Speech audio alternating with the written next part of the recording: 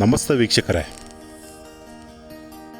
ನಮ್ಮ ತುಮಕೂರಿನ ಭದ್ರಮ್ಮ ಚೌಟ್ರಿ ಸರ್ಕಲ್ ಹತ್ರ ಇರುವ ಸೋಮೇಶ್ವರ ಸ್ವಾಮಿ ದೇವಸ್ಥಾನ. ಈ ದೇವಸ್ಥಾನದಲ್ಲಿರುವ ಮತ್ತೊಂದು ವಿಶೇಷ ಅಂದರೆ 1000 ವರ್ಷಗಳ ಹಿಂದೆ ಗಂಗರ ರಾಜರು ನಿರ್ಮಿಸಿರುವಂಥ ಶಾಸನ ನೋಡ್ಬೋದು. ಆ ಶಾಸನದಲ್ಲಿ ನಮ್ಮ ತುಮಕೂರಿನ ಹಳೆಯ ಹೆಸರಾದಂಥ ತುಂಬೆಗೂರು ಅನ್ನೋ ಉಲ್ಲೇಖ ಇದೆ.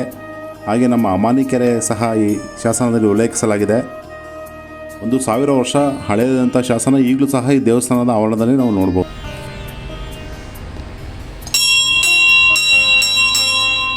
ಈ ದೇವಸ್ಥಾನದಲ್ಲಿರುವ ಶಿವಲಿಂಗು ಉದ್ಭವಲಿಂಗು ಆಗಿದೆ, ಸ್ವಯಂಭೂಲಿಂಗು ಅಂತ ಹೇಳ್ತಾರೆ. ಈ ದೇವಸ್ಥಾನದಲ್ಲಿ ಶಿವರಾತ್ರಿ ಸಮಯ ಹಾಗೂ ಕಾರ್ತಿಕ ಮಾಸದಲ್ಲಿ ತುಂಬ ವಿಶೇಷವಾದಂಥ ಪೂಜಾ ಕಾರ್ಯಕ್ರಮಗಳು ನಡೆಯುತ್ತೆ.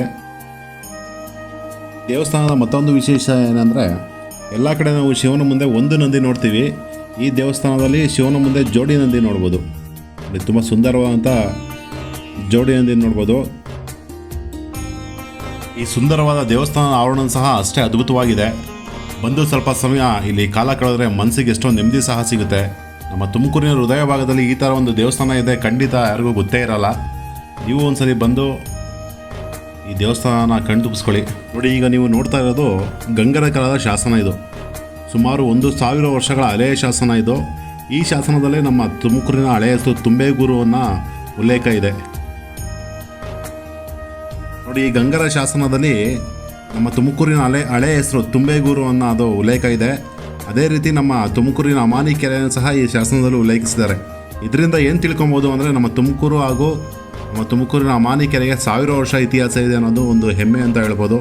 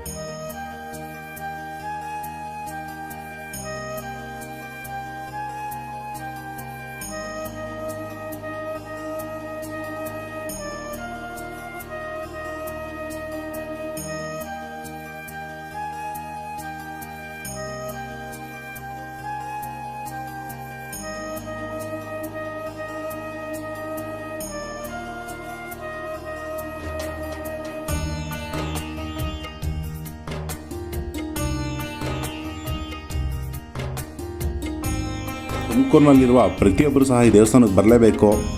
ಬಂದು ಸೋಮೇಶ್ವರ ಸ್ವಾಮಿ ದರ್ಶನ ಪಡ್ಕೊಂಡು, ಹಾಗೆ ಇಲ್ಲಿರುವ ನಮ್ಮ ತುಮಕೂರಿನ ಹಳೆಯ ಹೆಸರು ಇರುವ ಶಾಸನ ಇದೆ. ಸುಮಾರು 1000 ವರ್ಷ ಇತಿಹಾಸ ಇದೆ ಈ ಶಾಸನಕ್ಕೆ.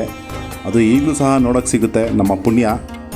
ಬಂದು ನೀವು ಸಹ ನೋಡಿ, ನಿಮ್ಮ ಮಕ್ಕಳಿಗೂ ಇವನ್ನೆಲ್ಲ ತಿಳಿಸ್ಕೊಡಿ. ಈ ಥರ ಇತಿಹಾಸದ ಬಗ್ಗೆ ಎಲ್ಲ ಊರಲ್ಲೂ ದಾಖಲೆಗಳು ಸಿಕ್ಕಿಲ್ಲ, ನಮ್ಮೂರಿನಲ್ಲಿ ಸಿಕ್ಕಿದೆ, ಅದು ನಮ್ಮ ಅದೃಷ್ಟ ಅಂತ ಹೇಳ್ಬೋದು. ಈ ವಿಡಿಯೋ ಹೇಗಿದೆ ಅಂತ ಕಮೆಂಟ್ ಮಾಡಿ. ಇಷ್ಟ ಆದರೆ ಲೈಕ್ ಮಾಡಿ, ಇಷ್ಟ ಆಗಲಿಲ್ಲ ಅಂದರೆ ಡಿಸ್ಲೈಕ್ ಮಾಡಿ. ಹಾಗೆ ಇನ್ನೂ ನನ್ನ ಚಾನಲ್ನ ಸಬ್ಸ್ಕ್ರೈಬ್ ಮಾಡಿಲ್ಲ ಅಂದರೆ ದಯವಿಟ್ಟು ಸಬ್ಸ್ಕ್ರೈಬ್ ಮಾಡಿ. ಮುಂದಿನ ವಿಡಿಯೋದಲ್ಲಿ ಸಿಗ್ತೀನಿ. ಧನ್ಯವಾದಗಳು.